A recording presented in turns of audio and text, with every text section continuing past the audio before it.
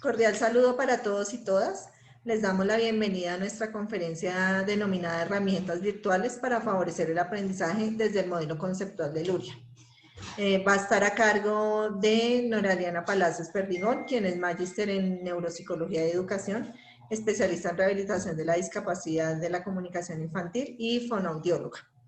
Y quien les habla, Jacqueline Díaz Camacho, magíster en Educación, especialista en aprendizaje autónomo y fonoaudióloga. Este ejercicio que les vamos a presentar ha sido parte de la experiencia que hemos desarrollado en las clases dentro del escenario virtual debido a la pandemia en la Universidad Manuela Beltrán. Entonces queremos darles a conocer pues las herramientas que hemos podido implementar en el aprendizaje para favorecer el aprendizaje de nuestros estudiantes. Entonces inicialmente pues reconocer que el aprendizaje ha sido concebido desde diferentes posturas teóricas. Inicialmente desde el conductismo, en donde se plantea que el aprendizaje es el resultado de una asociación entre el estímulo y la respuesta y que cumple las reglas del condicionamiento. Luego aparece el cognitivismo, que nos plantea que el aprendizaje es un proceso en el que se permiten adquirir conocimientos, reestructurarlos y favorecer los procesos de reorganización de esos conocimientos para llegar a la comprensión de los fenómenos que se están estudiando. Aparece posteriormente la concepción contextual cultural, en donde se propende por una transformación interna del sujeto, mediado por el contexto sociocultural. El sujeto es quien asimila la información a través de la cultura y de este entorno natural en el que se desempeña, parten los aprendizajes que lo van a transformar y van a permitir que impacte su contexto igualmente. Finalmente, desde las neurociencias, Mara Dirsen en el 2018 nos dice que el aprendizaje es la capacidad del sistema nervioso para retener todas las experiencias que de una u otra forma condicionan las respuestas conductuales futuras y que hacen o surten diferentes modificaciones celulares a nivel cerebral. En consecuencia, pues podemos determinar que el aprendizaje es un proceso que requiere de distintas experiencias, requiere de conocimientos, de habilidades, de valores del sujeto, que está inmerso en un contexto particular y ese contexto favorece que tenga un desarrollo personal que le permita desempeñarse en el ámbito familiar, en el ámbito social, en el ámbito laboral, en los diferentes contextos en los que él se desenvuelve. Para lograr este aprendizaje pues existen unas fases que es importante reconocer para luego poder dar cuenta de cuáles serían las herramientas que vamos a utilizar en cada una de esas fases para favorecer el aprendizaje de nuestros estudiantes. Entonces inicialmente está la codificación, que se comprende como la recepción y la selección de información que se pretende aprender. Está el almacenamiento, en el que influyen pues todas esas funciones ejecutivas y especialmente la atención y la memoria, que van a permitir en determinado momento guardar la información requerida que posteriormente va a ser recuperada. Para recuperar esa información pues necesitamos estar expuestos a una situación problemática que nos permita identificar en qué momento utilizarla, cómo utilizarla y poder dar cuenta de ella. Para lograr esa primera entrada de la información, pues que es el requisito primordial del aprendizaje, pues contamos con las sensaciones que se pueden lograr pues a través de los sentidos, el ingreso de esa información que luego va a ser procesada a nivel de la corteza cerebral, logrando procesos de percepción inicial que van a demandar posteriormente pues unos procesos cognitivos de orden superior.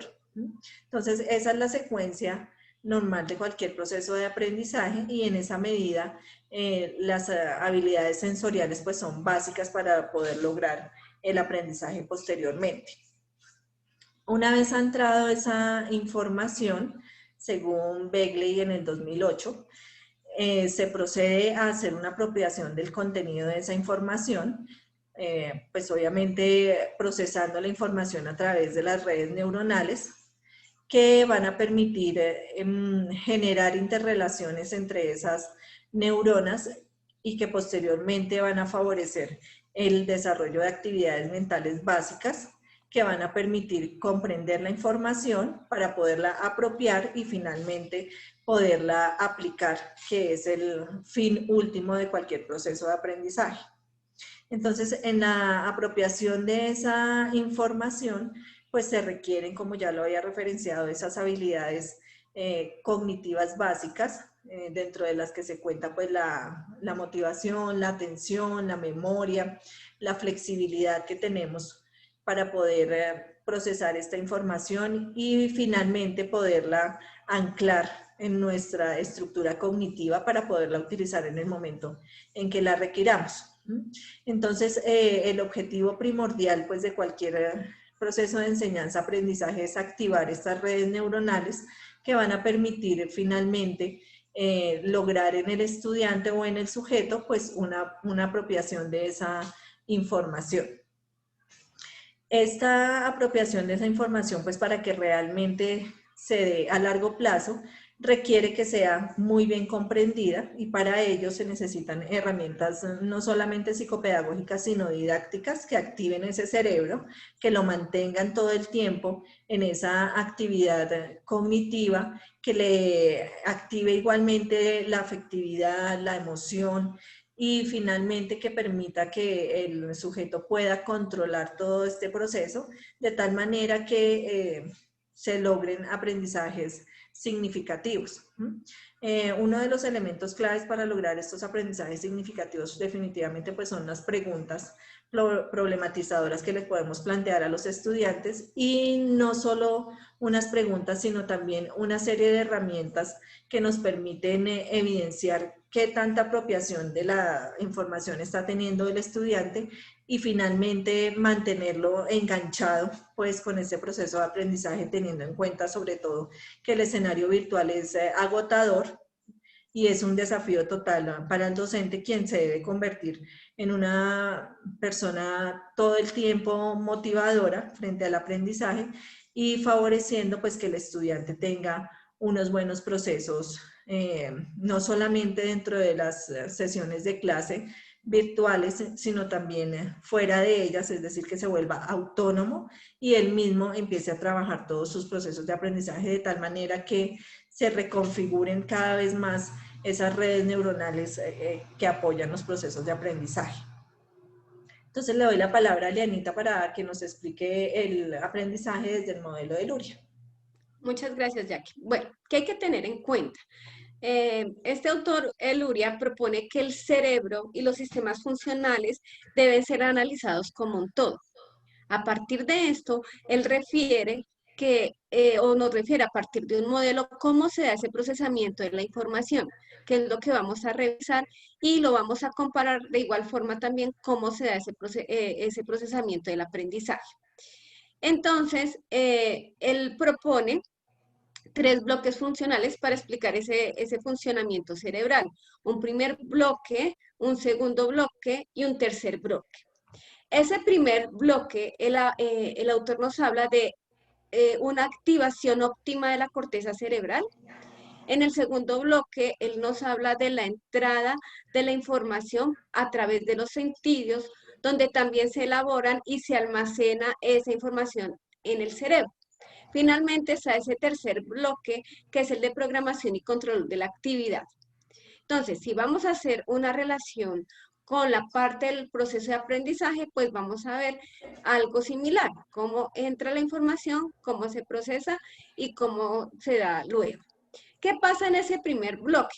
El autor nos dice que este primer bloque es necesario para esos procesos de atención y para que se dé toda la parte del desarrollo madurativo.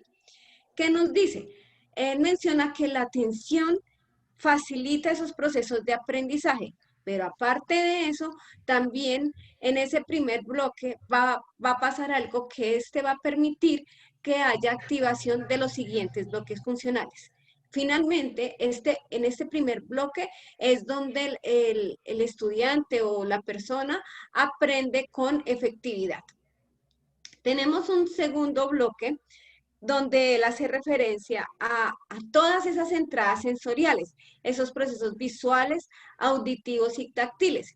Y hay una cosa importante, aquí es donde vamos nosotros como docentes, o aquí se da la importancia de aplicar metodologías para el aprendizaje apoyadas en esas entradas sensoriales, ya sea a nivel visual, nivel auditivo y nivel táctil. Y es importante tener en cuenta que todos no aprendemos de la misma forma, sino que hay unos que pues aprenden más de forma visual, otros aprenden más de forma auditiva y otros también, por decirlo así, aprenden más de forma táctil. Es importante tener en cuenta toda esta parte, o sea, tener todos esos estímulos sensoriales que puedan o donde se puedan llevar a cabo ese procesamiento de la información.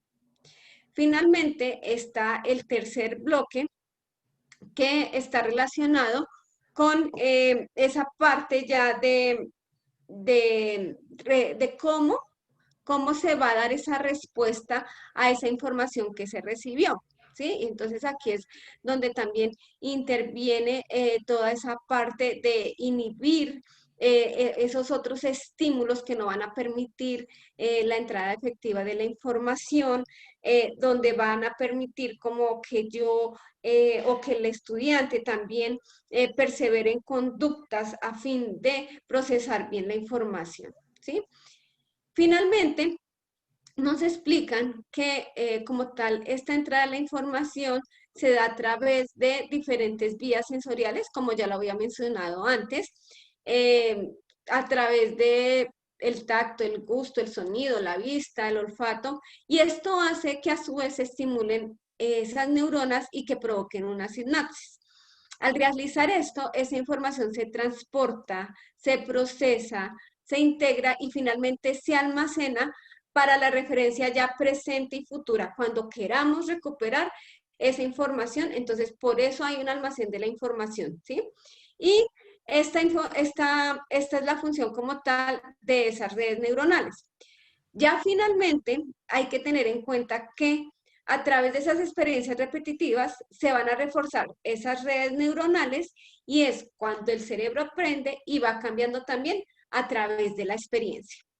Esto es como lo fundamental que se debe tener en cuenta para cada uno de estos procesos. Y lo debemos relacionar también cómo se da ese proceso de aprendizaje. Si vamos a dar cuenta, este modelo pues sustenta también cómo se da ese procesamiento de la información.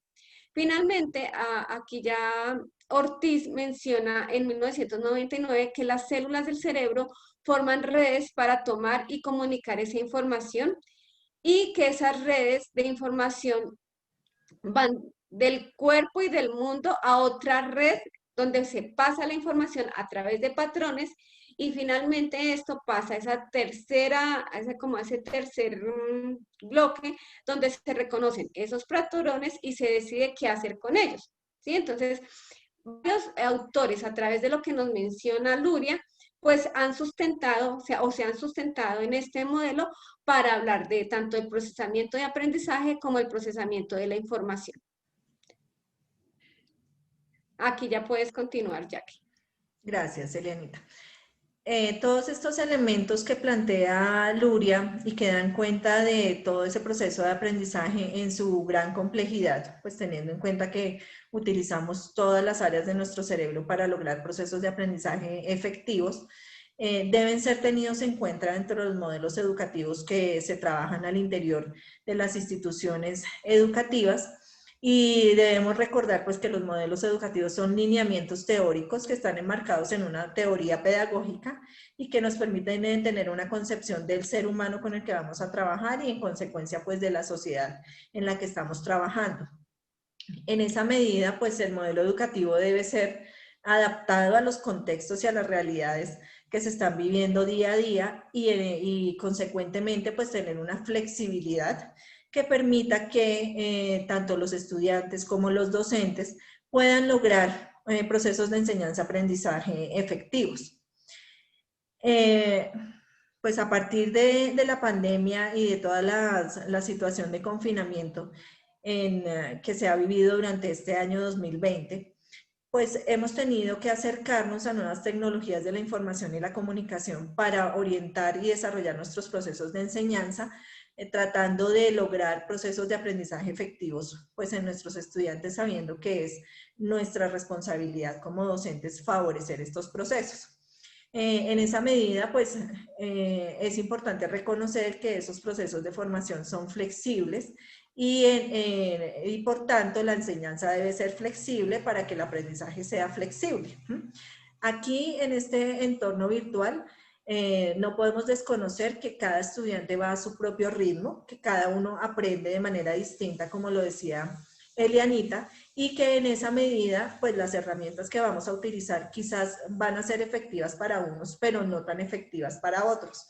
De allí que se generen y se utilicen distintas herramientas a la medida que va pasando el proceso de las clases, de tal manera que los estudiantes se sientan motivados y se identifiquen con algunas de ellas y las apropien para su propio aprendizaje de manera autónoma. Entonces, en estos escenarios virtuales, pues debemos utilizar herramientas variadas. Existen muchísimas herramientas virtuales, algunas son gratuitas, otras tienen un costo, pero de una u otra manera estas herramientas lo que permiten es que en realidad el estudiante se sienta en un proceso de educación, es decir, que no sienta que estamos transfiriéndole una cantidad de conocimiento, sino que estamos creando las condiciones para que él pueda construir su conocimiento, como lo plantea Paulo Freire. Estas herramientas virtuales pues pretenden en primera instancia pues activar esas áreas cerebrales que ya referenciamos anteriormente y que en las que participan todas las redes sinápticas, favoreciendo pues la entrada de la información, el procesamiento de esa información y finalmente el anclaje para poderla utilizar posteriormente. Igualmente, pues estas herramientas pretenden ser motivadoras, ¿sí?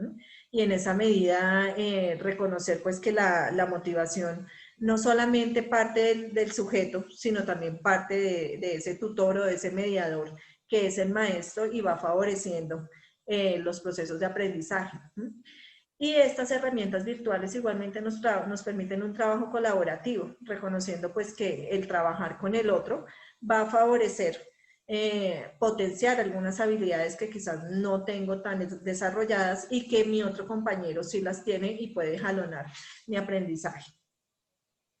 Entonces aquí vamos a empezar a visibilizar algunas de esas herramientas que ustedes luego van a poder ingresar a través de la web y quizás explorarlas un poco y reconocer cómo funcionan. Son muy sencillas de manejar. Aquí lo que tratamos de hacer con Elianita fue como ubicarlas de acuerdo con los bloques. Sin embargo, pues dependiendo de la actividad de aprendizaje propuesta, pues va a activar o el primero o el segundo o el tercer bloque. Recordar pues que en ese primer bloque la idea es generar procesos atencionales, de motivación, empezar a activar ese lóbulo prefrontal y frontal que va a favorecer posteriormente el aprendizaje. Entonces, esta es una de las primeras, que es mentimeter.com. Allí existen diferentes herramientas, entonces podemos utilizarlas para conocer, por ejemplo, aprendizajes previos que tiene el estudiante frente al tema que se van a trabajar. Entonces le podemos hacer unas preguntas donde él exteriorice los conocimientos que tiene o nos cuente qué es lo que piensa de, o le podemos dar algunos conceptos y que él los jerarquice, dependiendo. Entonces hay varias herramientas aquí dentro de esta misma.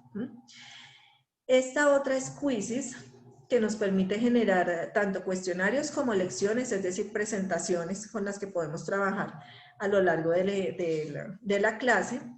En Quizzes hay algo importante y es que el estudiante puede identificar en qué preguntas se equivocó, en qué preguntas estuvo bien para generar mayores procesos metacognitivos y autorreflexivos que le permitan ir guiando pues, ese aprendizaje. Otra herramienta que podemos utilizar es EducaPlay.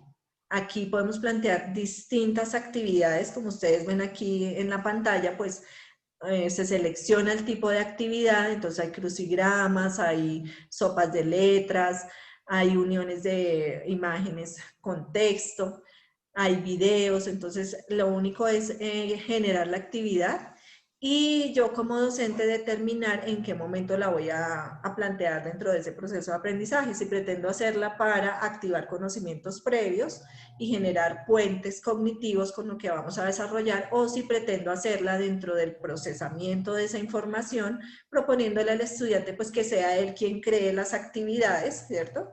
O la voy a hacer al final como un ejercicio quizás autoevaluativo de ese aprendizaje que he desarrollado. Para el segundo bloque, pensando en que ya tenemos que trabajar cómo proceso yo esa información, cómo la comprendo, cómo la interpreto y cómo la relaciono con esa información previa, entonces podemos utilizar herramientas que permiten trabajos colaborativos dentro de las sesiones de clase, como es Padlet. Padlet es una herramienta de trabajo colaborativo que les permite a ustedes generar, incluir videos, fotografías, hacer esquemas, mapas mentales de manera colaborativa. Entonces, cada estudiante se le envía el link de acceso o el QR y ellos abren la página y empiezan a generar allí el apoyo para el desarrollo de la clase. Otra herramienta que es muy conocida es Geniali. Quizás se utiliza mucho para hacer presentaciones simplemente, pero permite hacer infografías, permite generar videos, presentaciones, juegos, permite generar también elementos de discusión a través de la parte social. Entonces es una herramienta bastante enriquecedora y llamativa porque tiene varios elementos que se pueden utilizar allí. Otra es Emaze, que nos permite generar presentaciones, nos permite generar como páginas web, blogs, tarjetas, álbumes. Vale la aclaración pues que hay parte de estos elementos pues que son gratuitos, otros ya pues requieren un pago adicional, pero yo puedo explorar cuáles podría utilizar, igual el costo en realidad es muy bajo. Está esta otra que es Lucidchart, que nos permite hacer diagramas. Todos los ideogramas que podamos o pretendamos dibujar son viables de hacer acá. Entonces ustedes visibilizan acá que está la posibilidad de colocar textos, están los iconos para incluir los textos allí, hay la posibilidad de incluir los conectores que permitan establecer relaciones conceptuales. MinMeister, que es para generar mapas mentales, también es una muy buena herramienta de construcción de aprendizajes y nos permite visibilizar qué tanta comprensión ha tenido el estudiante con su representación a través de estos mapas. Es un ejercicio bastante interesante. Está Notebook Cats, que es una pizarra interactiva, entonces también nos permite el trabajo colaborativo. Aquí está pues la pantalla de entrada donde se registran los datos básicos y ya luego se le envía también al estudiante el link de acceso para que él se pueda unir a la pizarra y pueda incluir videos, imágenes, bueno, lo que él considere pertinente y necesario para el aprendizaje. Aquí en este tipo de pizarras interactivas pues se visibiliza también como el estilo de aprendizaje que tiene cada estudiante, ¿cierto? Si el estudiante es muy visual, pues quizás va a tender a colocar más imágenes. Si es más auditivo, pues va a tender a colocar más videos. Entonces allí también se favorece el aprendizaje de acuerdo con las particularidades de cada estudiante.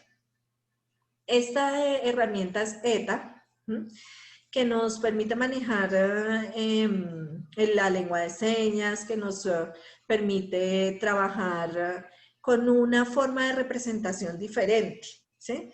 Y recordando pues que las múltiples formas de representación también favorecen los aprendizajes. Entonces puede ser una herramienta interesante para que el estudiante demuestre qué tanto ha aprendido utilizando una forma de representación distinta a la oralidad o a la escrituralidad. Y finalmente para ese tercer bloque, pues tenemos herramientas como Kahoot, que si bien permite generar distintos juegos, pues puede ser utilizada tanto al finalizar como dentro del proceso o al inicio del proceso del aprendizaje. Entonces aquí se generan diferentes juegos con la posibilidad de que el mismo estudiante identifique si la respuesta es correcta o es incorrecta.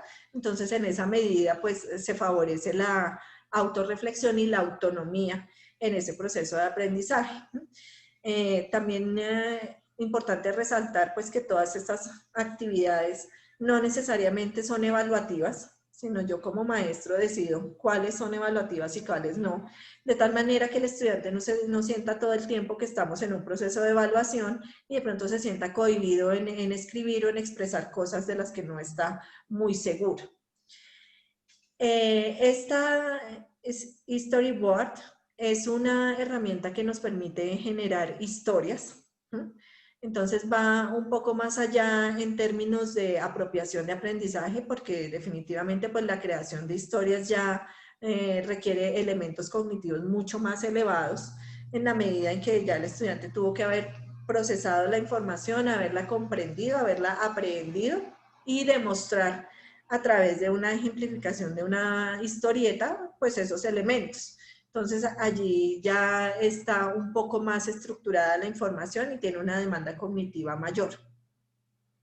Tenemos esta otra que se llama Boki, también es para generar historias, pero esta, a diferencia de la anterior, pues tiene la posibilidad de generar diálogos, entonces podemos grabar los diálogos de los personajes y cambiarles las voces, bueno, como jugar con esos elementos comunicativos de tal manera que se generen diferentes impactos en la audiencia. Esas son algunas de las herramientas.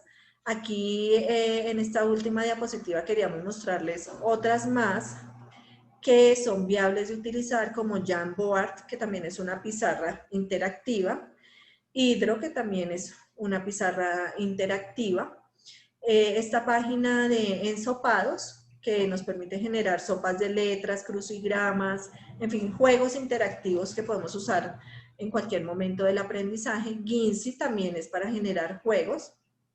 Arasac, que es una herramienta para generar sistemas de comunicación aumentativa y alternativo, pero que puede ser utilizado por el estudiante como una forma de representación de sus procesos de aprendizaje.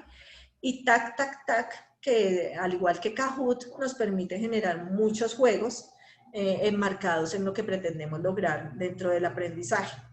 Entonces, esto es lo que hemos nosotros logrado como visibilizar en este tiempo de trabajo a través de las herramientas virtuales.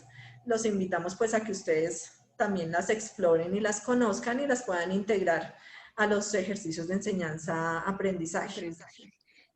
Que es importante tener en cuenta acá, que estas herramientas sirvan como un mediador para esos procesos de aprendizaje y para ese también procesamiento de la información que finalmente nosotros como docentes y maestros es a lo que queremos llegar, que el estudiante, la persona o el sujeto pueda a través de estas herramientas tener un mejor procesamiento de esa información y esto a su vez pueda llevar a que tenga aprendizajes efectivos. ¿Sí? O sea, si manejamos bien lo de cómo se hace el procesamiento del aprendizaje y cómo se da esa entrada de la información a través de los 3 bloques, pues vamos a contar con que el estudiante haga esos aprendizajes de forma efectiva. Bueno, pues les agradecemos mucho su atención y quedamos atentos a sus comentarios y si requieren alguna información, pues con mucho gusto podremos darles lo que hasta el momento hemos logrado construir. Mil gracias y que Muchas tengan gracias. un buen día. Gracias, que estén muy bien.